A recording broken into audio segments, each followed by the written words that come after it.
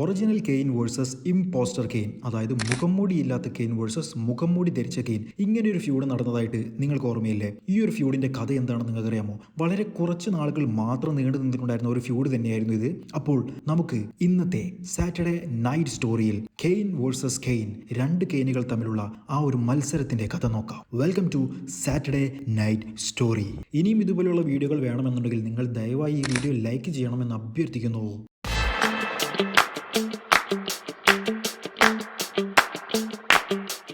ഈ കഥ നടക്കുന്നത് 2006 വർഷത്തിലായിരുന്നു. 2006 മെയ് മാസത്തിൽ നടന്നിട്ടുണ്ടായിരുന്ന ഒരു റോ എപ്പിസോഡിൽ കെയിൻ വേഴ്സസ് ഷെൽട്ടൺ ബെഞ്ചമിൻ തമ്മിലുള്ള ഒരു ഇന്റർ കോണ്ടിനെന്റൽ ചാമ്പ്യൻഷിപ്പ് മാച്ച് നടന്നുകൊണ്ടിരിക്കുകയാണ്. ആ ഒരു മാച്ചിന്റെ ഏറ്റവും അവസാനത്ത് ടേൺ ബക്കിളിന്റെ മുകളിൽ നിന്നും ഒരു ഒന്നൊന്നര ചോക്ക് സ്ലാം കെയിൻ ഷെൽട്ടൺ ബെഞ്ചമിനെ ചെയ്യുന്നത് നമ്മൾ കണ്ടു. അപ്പോൾ തന്നെ റിംഗ് മുഴുവൻ റെഡ് കളേഴ്സ് വരികയും കെയിനിന്റെ മുഖത്തേക്ക് റെഡ് ലൈറ്റുകൾ അടിക്കുകയും ചെയ്തു. എൻട്രൻസിന്റെ ആ ഒരു ഭാഗത്ത് കെയിനിന്റെ മുഖം മൂടി കാണിക്കുകയുണ്ടായി. കെയിനിന്റെ എൻട്രൻസ് മ്യൂസിക് അവിടെ കേൾക്കുകയുണ്ടായി. അതാ വരുന്നു മാസ്ക് ധരിച്ച കെയിനിന്റെ പഴയ മാസ്ക് ധരിച്ച മറ്റൊരു കെയിൻ. മുഖംമൂടിയില്ലാത്ത കെയിന് ഇത് വിശ്വസിക്കാനാകുന്നില്ല. എന്താണ് നടക്കുന്നതെന്ന് മനസ്സിലാകാതെ തലയിൽ കൈവച്ച് നിൽക്കുന്ന കെയിനെ നമ്മൾ കണ്ടു. അങ്ങനെ രണ്ടുപേരും റിങ്ങിലെത്തി. ഇതിങ്ങനെ നടക്കാൻ ഒരു സാധ്യതയുമില്ല എന്നുള്ളത് മുഖംമൂടിയില്ലാത്ത കെയിൻ പറയുകയുണ്ടായി. അപ്പോൾ തന്നെ മുഖംമൂടി ധരിച്ച കെയിൻ മുഖംമൂടിയില്ലാത്ത നമ്മുടെ കെയിനെ ഒരു ചോക്ക് സ്ലാം ആ റിങ്ങിൽ വെച്ച് ചെയ്യുകയുണ്ടായി. എന്നിട്ട് കെയിൻ എങ്ങനെയാണോ ടേൺ ബക്കിളിന്റെ മുകളിൽ നിന്നും തീ തുപ്പുന്നത്, അതുപോലെ തന്നെ തീ തുപ്പിക്കുന്ന മുഖംമൂടി ധരിച്ച ഇംപോസ്റ്റർ കെയിൻ ചെയ്യുകയുണ്ടായി. പിന്നീട് തൊട്ടടുത്ത റോ എപ്പിസോഡിൽ കെയിൻ വേഴ്സസ് ലാൻഡ്സ്കേഡ് തമ്മിലുള്ള ഒരു മാച്ച് നടക്കുകയുണ്ടായി. 1-on-1 മാച്ച് ആയിരുന്നു നടന്നിട്ടുണ്ടായിരുന്നത്. ആ ഒരു മാച്ചിലും അവസാന ഭാഗത്തേക്ക് കെയിൻ ലാൻഡ്സ്കേഡിനെ എടുത്ത് ഒരു ചോക്ക് സ്ലാം ചെയ്തു. അപ്പോൾ തന്നെ വീണ്ടും റെഡ് ലൈറ്റ് കെയിനിന്റെ മുഖത്തേക്ക് അടിക്കുകയുണ്ടായി. എൻട്രൻസിന്റെ ഭാഗത്ത് കെയിനിന്റെ മുഖം മൂടി കാണിക്കുകയുണ്ടായി. കെയിനത് തീരെ ഇഷ്ടപ്പെട്ടില്ല. കെയിൻ ഇതാരാണ് എന്നുള്ളത് നോക്കാൻ വേണ്ടിയിട്ട് ബാക്ക് സ്റ്റേജിലേക്ക് പോവുകയുണ്ടായി. അതോടുകൂടി റഫറി അവിടെ നിന്നും കൗണ്ട് ചെയ്തു. അങ്ങനെ 10 കൗണ്ടായി ലാൻഡ്സ്കേഡ് അവിടെ വിജയിച്ചു. അങ്ങനെ ബാക്ക് സ്റ്റേജിൽ എവിടെയാ മുഖം മൂടി കെയിൻ എന്ന് ചോദിച്ച് നമ്മുടെ ഒറിജിനൽ കെയിൻ നടന്നുകൊണ്ടിരിക്കുകയാണ്. പെട്ടെന്ന് അവിടെ ലൈറ്റ് പോവുകയുണ്ടായി. അതിനുശേഷം ലൈറ്റ് വന്നപ്പോൾ ഏറ്റവും പുറകിലായിട്ട് മുഖം മൂടി കെയിനെ ഇംപോസ്റ്റർ കെയിനെ നമ്മൾ കണ്ടു. പിന്നീട് വീണ്ടും ലൈറ്റ് പോയി. വീണ്ടും ലൈറ്റ് വന്നപ്പോൾ ഇംപോസ്റ്റർ കെയിൻ കുറച്ചുകൂടി അടുത്തേക്ക് എത്തി. വീണ്ടും ലൈറ്റ് പോയി. വീണ്ടും ലൈറ്റ് വന്നപ്പോൾ ഇംപോസ്റ്റർ കെയിൻ ഒറിജിനൽ കെയിൻ്റെ തൊട്ടുപുറകിലായിരുന്നു നിന്നിട്ടുണ്ടായിരുന്നത്. നീ നിന്റെ മൈൻഡ് ഗെയിംസ് ഒക്കെ ആരോടാണാടാ കളിക്കുന്നത് എന്നായിരുന്നു ഒറിജിനൽ കെയിൻ ചോദിച്ചിട്ടുണ്ടായിരുന്നത്. അപ്പോൾ തന്നെ ഇംപോസ്റ്റർ കെയിൻ അവിടെ നിന്നും ഒറിജിനൽ കെയിനെ അറ്റാക്ക് ചെയ്ത് ഒരു ട്രാഷ് ക്യാൻ എടുത്തുകൊണ്ട് ഒറിജിനൽ കെയിൻ്റെ മുഖം മൂടിയില്ലാത്ത കെയിനിന്റെ മുഖത്തേക്ക് മേലേക്ക് വലിച്ചെറിയുകയുണ്ടായി.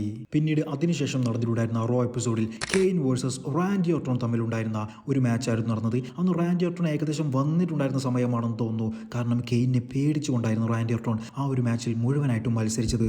അങ്ങനെ ഇവർ രണ്ടുപേരും കൂടി അടികൂടി പുറത്തേക്ക് എത്തുകയുണ്ടായി. കെയിൻ റാൻഡിയെ അറ്റാക്ക് ചെയ്ത് എൻട്രൻസിന്റെ ആ ഒരു ഭാഗത്തേക്ക് കൊണ്ടുപോകുന്നതും അതോടുകൂടി റഫറി കൗണ്ട് ഔട്ട് ചെയ്തുകൊണ്ട് 10 കൗണ്ടായി ഈ ഒരു മാച്ച് ഡിസ്ക്വാളിഫൈ ചെയ്തു എന്നുള്ളത് അവിടെ അനൗൺസ് ചെയ്യുന്നതും നമ്മൾ കണ്ടു. എൻട്രൻസിന്റെ ആ ഒരു ഭാഗത്തെത്തിയപ്പോഴേക്കും റാൻഡി കെയിനെ ഒരു RKO ചെയ്യാൻ വേണ്ടിയിട്ട് വെയിറ്റ് ചെയ്തിരിക്കുകയായിരുന്നു. പക്ഷേ കെയിൻ അത് കണ്ടറിഞ്ഞു. കെയിൻ അതിന് സമ്മതിച്ചില്ല. റാൻഡിയെ എടുത്ത് ആ ഒരു സ്റ്റീൽ സ്പേസിലേക്ക് തന്നെ ഇടുകയുണ്ടായി. പക്ഷേ അപ്പോൾ വീണ്ടും റെഡ് ലൈറ്റ് വരികയുണ്ടായി. അതാ പുറകിൽ നിന്നും ഇംപോസ്റ്റർ കെയിൻ എഴുന്നേറ്റ് വരുന്നു.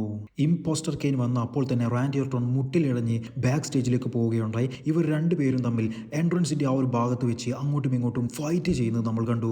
Impostor cane original കെയിനെ chalk slam ചെയ്യാൻ വേണ്ടി നിൽക്കുകയായിരുന്നു. പക്ഷേ ഒറിജിനൽ കെയിൻ വീണ്ടും ഇംപോസ്റ്റർ കെയിന്റെ കഴുത്തിലേക്ക് പിടിച്ചു. അപ്പോൾ ഇംപോസ്റ്റർ കെയിൻ ഒറിജിനൽ കെയിനിന്റെ കണ്ണിൽ കുത്തിപ്പിടിച്ചിരിക്കുകയായിരുന്നു. അങ്ങനെ 2-3 അടി കൊടുത്ത് ഒറിജിനൽ കെയിനെ താഴേക്കിടുന്ന ഇംപോസ്റ്റർ കെയിനെ നമ്മൾ കണ്ടു. അങ്ങനെ ഇവർ തമ്മിലുള്ള മാച്ച് 2006 വെഞ്ചിയൻസ് എന്ന് പറഞ്ഞിട്ടുള്ള പേപ്പർ വ്യൂവിലേക്ക് വേണ്ടി ഉറപ്പിക്കുകയുണ്ടായി. Original cane versus impostor cane, ഇവർ തമ്മിലുള്ള മാച്ചായിരുന്നു നടന്നത്. പക്ഷെ കാണികൾക്കൊന്നും തന്നെ ഈ ഒരു മാച്ച് അത്രത്തോളം കണക്ട് ചെയ്യാൻ പറ്റാത്തതായിട്ടായിരുന്നു തോന്നിയിട്ടുണ്ടായിരുന്നത്. രണ്ടുപേർക്കും ആ ഒരു മാച്ചിൽ നന്നായിട്ട് പെർഫോം ചെയ്യാൻ കഴിഞ്ഞിട്ടില്ല എന്ന് വേണം പറയാൻ. വളരെ കുറച്ചു നേരം മാത്രമേ ആ ഒരു മാച്ചിന് ആയുസ് ഉണ്ടായിരുന്നുള്ളൂ. ഏറ്റവും അവസാനം ഇംപോസ്റ്റർ കെയിൻ ഒറിജിനൽ കെയിനെ ഒരു ചോക്ക് സ്ലാം ചെയ്തു. എന്നിട്ട് പിൻ ചെയ്ത് ഇംപോസ്റ്റർ കെയിൻ ആ ഒരു മാച്ചിൽ വിജയിച്ചു. ഫാൻസിന് ആർക്കും തന്നെ ഒരു വികാരവും അവിടെ നിന്നും നമ്മൾ കണ്ടില്ല.